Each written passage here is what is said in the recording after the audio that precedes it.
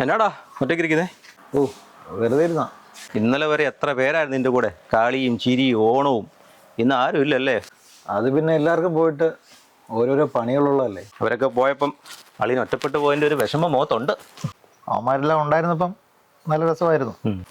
പക്ഷെ അവരെല്ലാം പോയപ്പം ജീവിതം ഇങ്ങനെയൊക്കെയാടാ. ആരെ കൊണ്ടും ആദ്യം സന്തോഷിക്കാൻ നിൽക്കരുത്.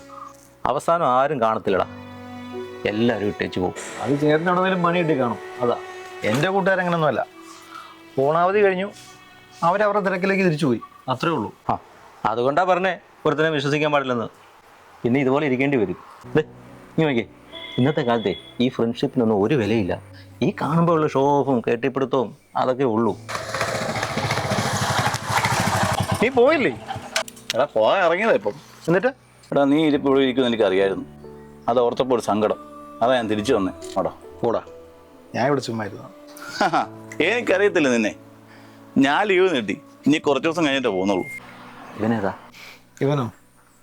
ചേട്ടൻ നേരത്തെ പറഞ്ഞില്ലേ സ്നേഹമില്ലാത്ത കൂട്ടുകാരന്മാര്, അതിലൊരുത്തനാ.